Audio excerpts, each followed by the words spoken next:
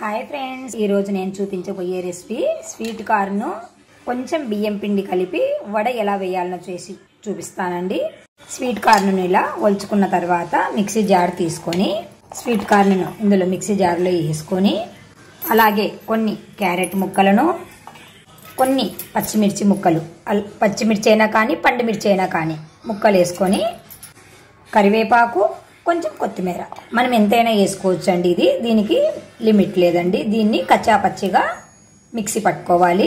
తగినంత ఉప్పు వేసుకోవాలి. ఎక్కువ పట్టదండి, కొంచెమే వేసుకోవాలి. ఇలాగా మిక్సీ పట్టుకున్న ఈ మిశ్రమాన్ని ఒక గిన్నెలోకి ట్రాన్స్ఫర్ చేసుకొని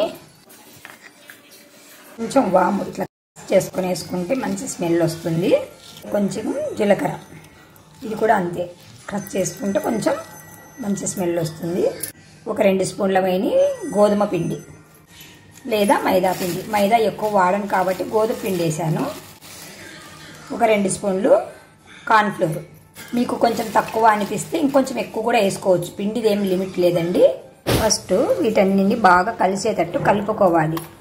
కలుపుకున్న తరువాత గట్టి అనిపిస్తే మాత్రమే వాటర్ వేసుకోవాలి, లేదు అంటే ఇదే సరిపోతుంది.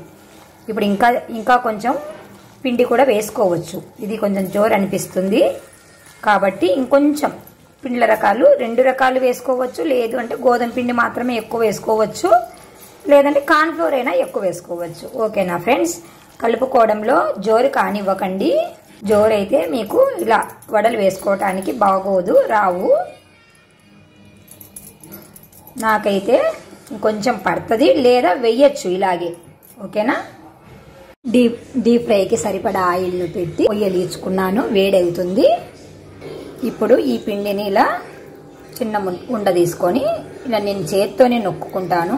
ఇలా రాని వాళ్ళు పాలిథిన్ పేపర్ మీదైనా నొక్కుకోవచ్చు, లేదా తమలపాకు మీదైనా నొక్కుకోవచ్చు, అది మీ ఇష్టం అండి.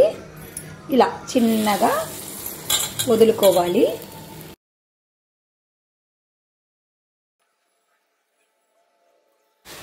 ఇలాగా గోల్డెన్ బ్రౌన్ కలర్ వచ్చేంత వరకు వేయించుకొని రెండో వైపుకు టర్న్ చేసుకోవాలి. చాలా హెల్తీగా, చాలా టేస్టీగా ఉంటాయండి. పిల్లలకు బాగా నచ్చుతాయి.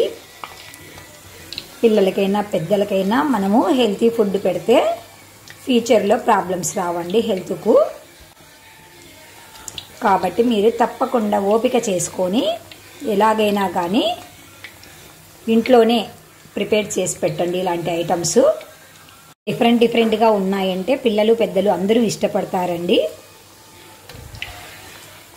ఏమి పెద్దగా మనం కష్టపడాల్సిన అవసరం లేదు. ఒక అర్ధగంట మనం వీటితో స్పెండ్ చేస్తే మంచి హెల్తీ ఫుడ్ తయారైపోతుందండి.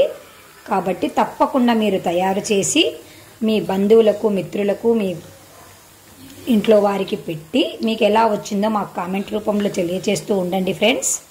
ఇవి స్వీట్ కార్న్తోనే కాదండి, మామూలుగా మొక్కజొన్న కంకులు ఉంటాయి కదా, వాటితో కూడా చేసుకోవచ్చు. చాలా చాలా టేస్టీగా ఉంటాయి ఫ్రెండ్స్. తప్పకుండా తయారు చేసి మాకు ఎలా వచ్చిందో కామెంట్ రూపంలో ఎప్పటికప్పుడు తెలియజేస్తూ ఉండండి ఫ్రెండ్స్. ఇప్పుడు వీటిని తీసి మనం సర్వ్ చేసుకోవడమే ఫ్రెండ్స్. వీటిని టమాటా సాస్తో కానీ లేదా వట్టివి కానీ తినొచ్చు. నేనైతే వట్టివే తింటాను.